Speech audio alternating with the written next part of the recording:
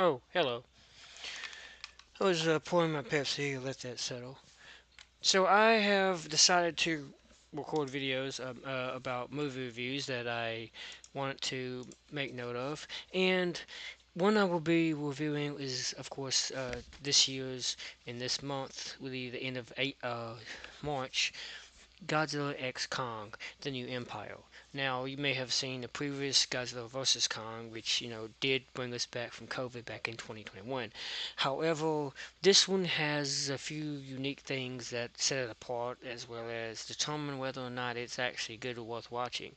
One thing I would like to address is that when I make recommendations of videos, I do want to suggest Discount Tuesdays for anybody who does not like spending a whole lot of money, like roughly $18 to all the way to $30 on just a movie ticket.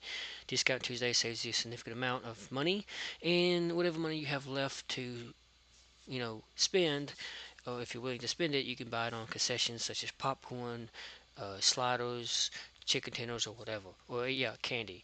I often go to AMC theaters to see all my movies as I'm an A-list member, AMC Stubs A-list, and well, that's pretty much how I saw Godzilla X Kong: The New Empire three times. Now, without further ado, let's get into the video. Now, I also want to note that I have been going through some rather serious issues, other than psychological stress and having to deal with a new job that's rather temporary, but also has given me some income as of late. I have developed a rather weaker right eye. My right eye has always been weak, but this eye is often now blowy because it's a little hazy due to the cornea being affected and inflamed, and now I've also got pink eye, and that's just one of the issues I've been dealing with. Other than having to do things on the fly, I have to attend something in Japantown involving jazz, and which is at 4. So I want to go ahead and make this quick review. So you may, and I'm live streaming this, of course. So you may have been hearing news about it. Every time I open a new tab, just like this, I end up getting some new article. This is because I've been, opening articles and not so much as looking at them, but collecting them, because, they always, uh, Microsoft loans, the AI loans your behavior and therefore wants to give you more, such as this. But just for the sake of my browser memory, I'm not going to open all of these, just a few. But I will be referencing them.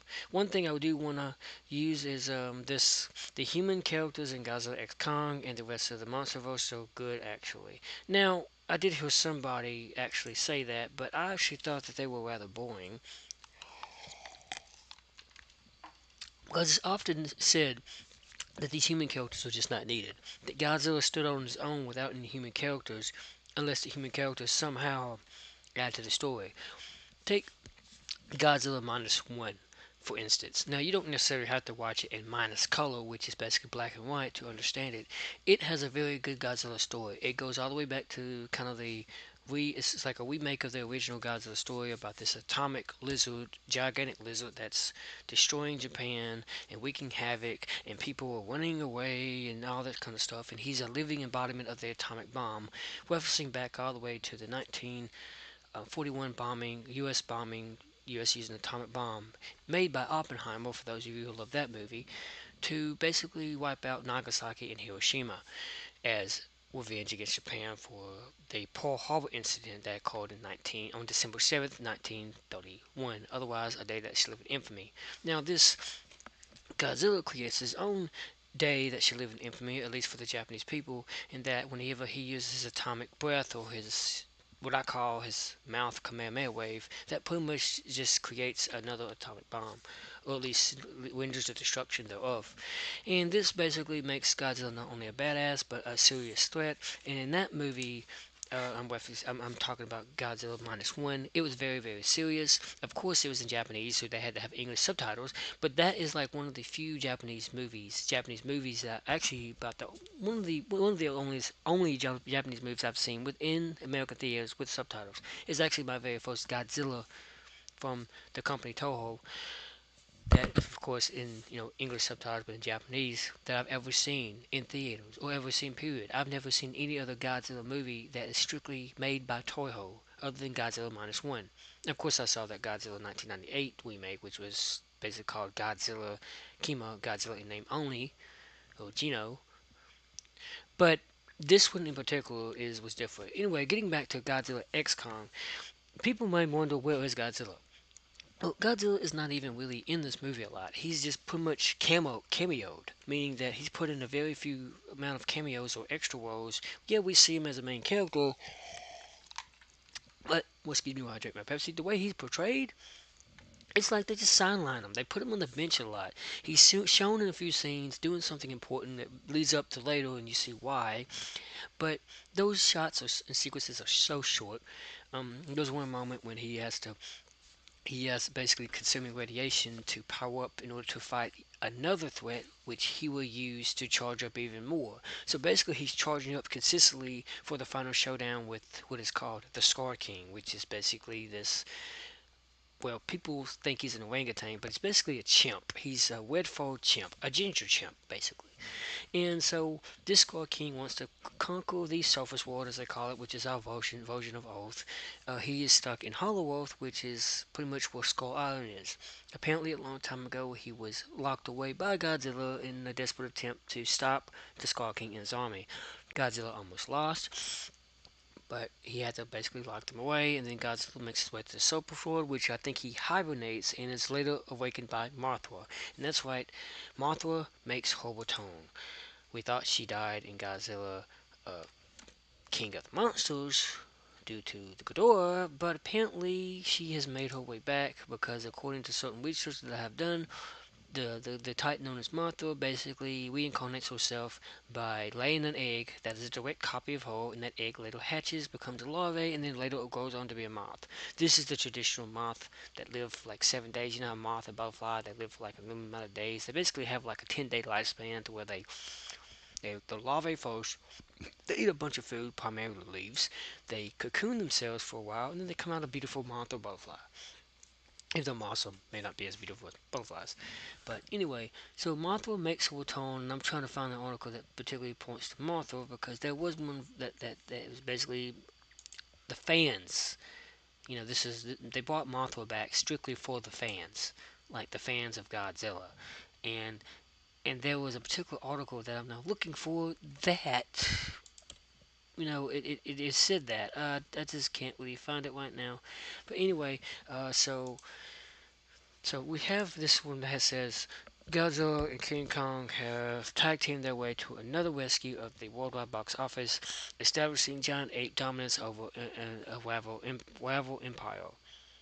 That'll be the new Ghostbusters movie, another 2024 sequel that habitually included the word Empire in its title to make it sound more epic. Yeah, there's two movies that have Empire. There's Ghostbusters, the Frozen Empire, which, well, you know.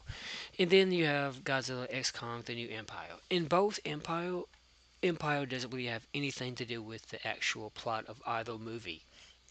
Now, Empire means that I guess they're gonna have a new empire. You know, I guess there is kind of a new empire at the end of it because we do see King Kong go back to the area where he discovered more members, kind of sort of his species. It's not directly like all gorillas. It's pretty much a mix of gorillas and chimps.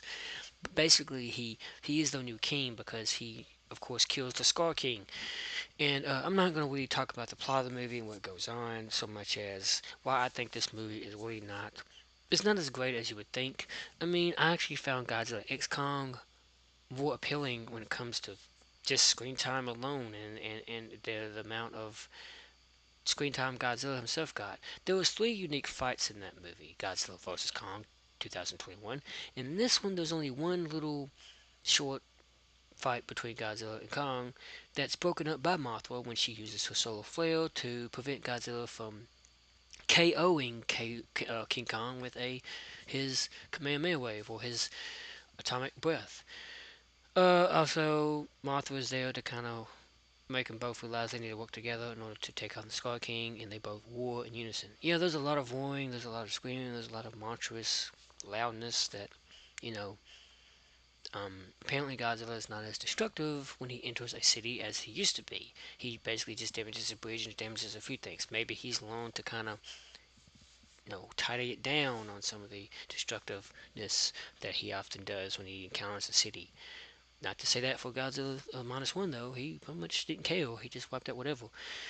Anyway, so the humans are found to be kind of, well, don't just they all, but they do give a few good uh things that's important. Like for example, they pretty much discover this old civilization known as the, I think, Iwi, and apparently the character, I think her name is, I forgot her name. It's Maya or something. Basically, she's portrayed by a deaf actress, and this very character is. Let me bring up IMDb here. Is unique in that she can heal just fine, the character, but she communicates with people, especially, pardon me while this is loading, especially the character that that is, taking care of her as her adopted mother. They both communicate via sign language. That is Eileen Andrews, played by Rebecca Hall, is Jaya's adoptive mother. Now Jaya is played by Kaylee Otto.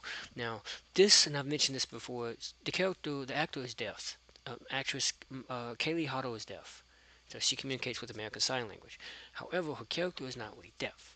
She just is a telepath, so she senses the uh, thoughts of other people, including her own Iwi people, which they later discover. The Iwi Queen, played by Fowler Chan, and once again, I'm looking at IMDb. That's why I'm going back and forth. She's pretty much kind of like, I guess, she connects with Jaya in a way that lets her know, this, we are your people. Before then, Alan Andrews had thought that Jaya's people, the Iwi, were pretty much extinct at some point, and so she's like the surviving of her, once the sole survivor of her kind.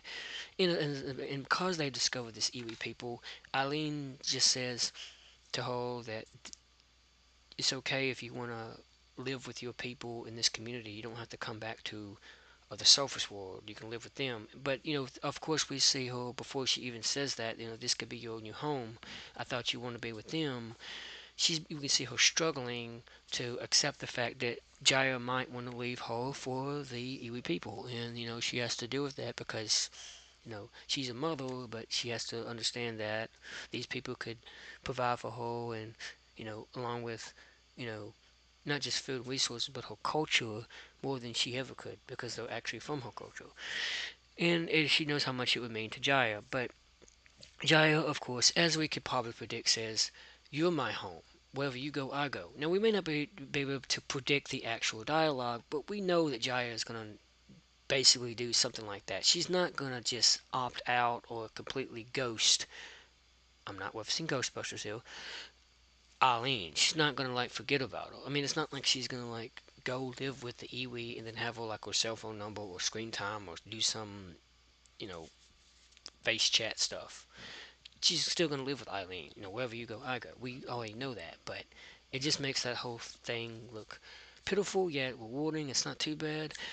Brian Terry Henry plays Bonnie Hayes, which is yet another expedition-based character. His sole job in the movie is not just to provide, also, quite annoyingly, explain every little thing that happens within the movie. For example, there's this unique little water design that goes on, and the water leaks, and it reveals this chamber that leads somewhere else, where they touch this big wob of a portal that, he's like later, this is a unique mechanism that predates modern times or whatever. And from there, you're like, oh my god, he's just gonna keep doing this like every time they discover something.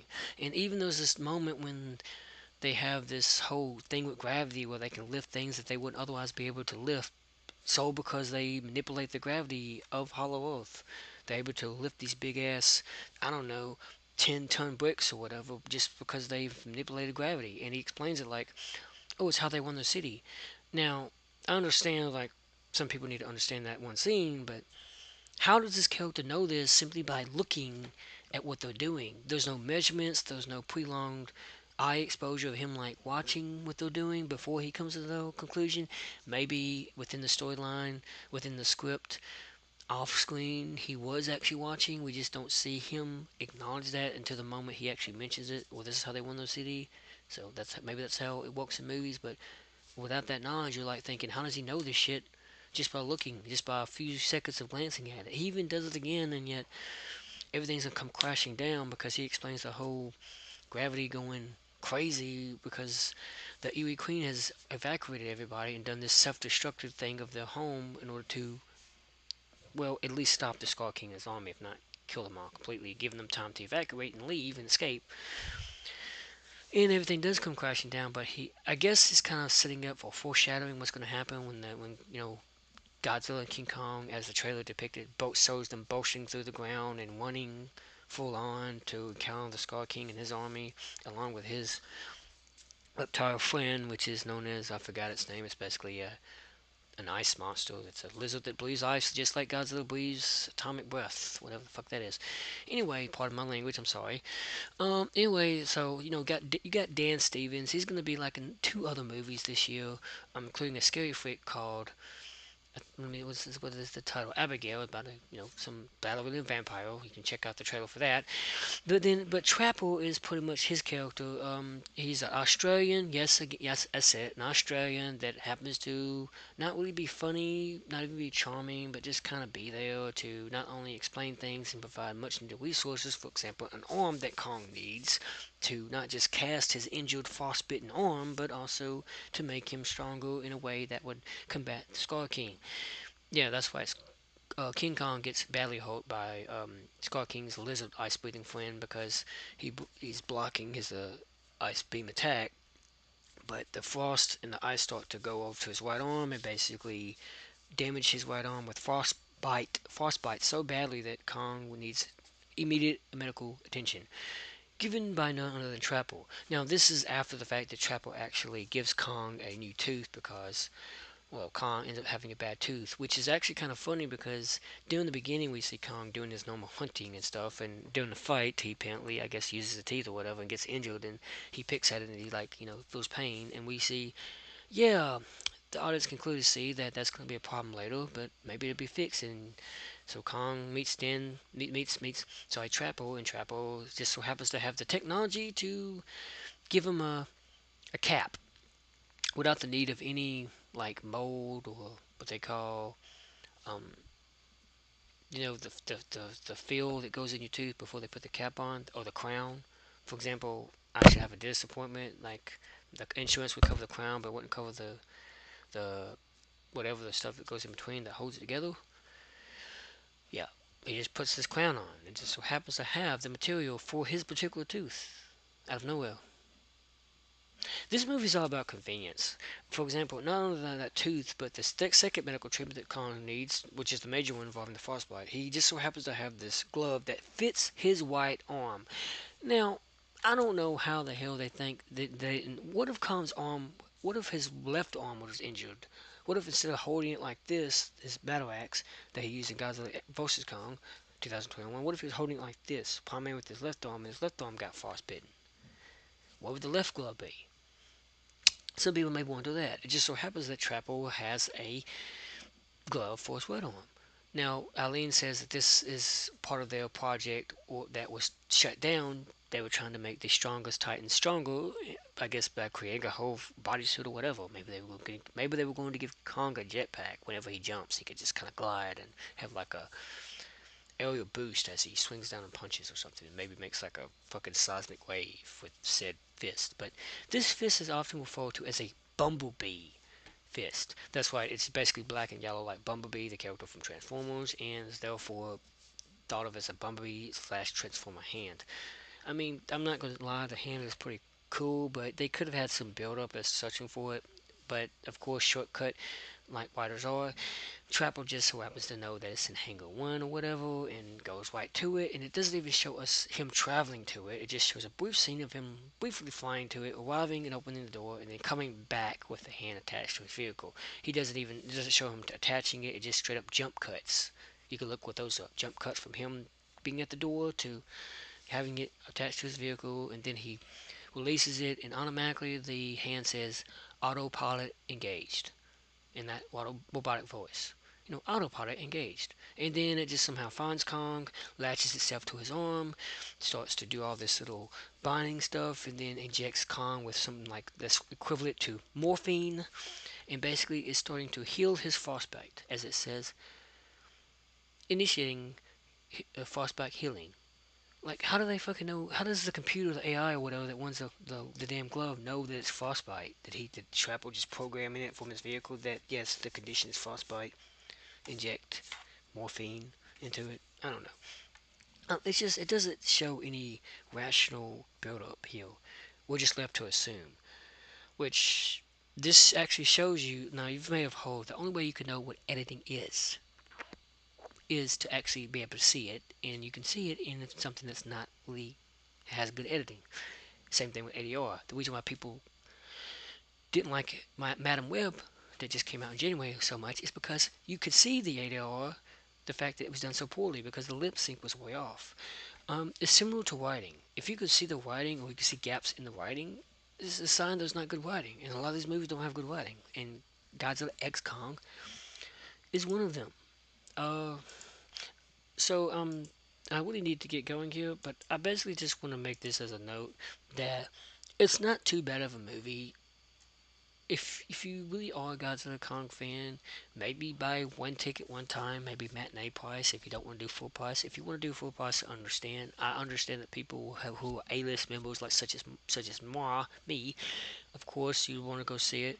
But other than that, on a discount Tuesday, it's not really a bad idea. You can see it in like Dolby Cinema for about 10 or 12 bucks. See it in regular theaters for about $7. It's not a bad idea. I mean, I'm not going to say that the acting is flat out bad, but even like the character Mikhail, played by Alex Phone, is a typical character. He's yet another Australian that goes from nice or kind of disrespectful to just flat out control freak and dies because of his attitude, I guess. We're happy to see him die because nobody can relate to Mikhail's character at all. It's just a character we just don't care about. Do we even care about Bonnie Hayes or Eileen Andrews or Trapper or Jive for that matter? Is this movie memorable beyond the time that you see it? I mean, you kind of have to watch these movies multiple times, starting all the way back to the first Kong that came out in 2014, I think it was. Uh, I'm sorry, Godzilla came out in 2014, not Kong. Kong came out in 2017, but the very first Godzilla movie that was meant as a remake that came out in 2014, even I want to go back and we watch all these films of the monster universe, what I call the Titan franchise, just to understand it better because there's a lot I actually forgot. I forgot the very first movie. I forgot aspects of the second Godzilla movie. Um, what is it called? The King of Monsters. But I also I do remember Godzilla vs Kong. Don't we remember? I kind of sort of remember Kong Skull Island. I know that from based on research I've done that they made this King Kong to be more bipedal. We see him walking on his hind legs way more than the King Kong of 2006, which was basically an actual gorilla. The motion capture and the performance capture was done by Andy Serkis, who does the motion capture for Caesar and all the other apes in the Kingdom of the Planet of the Apes franchise, but or the Planet of the Apes franchise as well as other things. But I think about this Kong and this Titan franchise slash MonsterVerse is that he is more bipedal than the Kong of 2006 because his legs are just he's basically made to resemble the original King Kong, that shaky King Kong from like the 1940s or 50s, which was the first black and white King Kong that we saw. It just, of course, Skull Island didn't have that original storyline that 2006 King Kong had actually followed. The whole, well, he's discovered on Skull Island, they bring him back for the purpose of amusement, like theatrical stuff on the stage. He escapes, climbs all the way to the cat tower, and then captures the lady that's blonde, and eventually shot down by the plane. And this is, of course, all the other Godzilla stuff, but uh, I'm not even gonna like open that. I can't. I don't know if it's 2005 or 2006, but the Kong I'm referencing is this 2005. This one that looks more actually like a gorilla. I mean, if I were to look at images, you can see that his legs, his hind legs, are like an actual gorilla, are relatively smaller and therefore weaker than, well, you can see how he's walking. The Kong of Skull Island. I mean, yeah, that's just how Yes, he's pretty much going to win on all fours compared to this Kong, which can we can see him winning both on all fours and as well as twos. Anyway, that's all I have for this video. I'm not gonna spend too much time. Um, please go see it and let me know what you think about it in the comments. Please like and subscribe, and thank you so much for watching.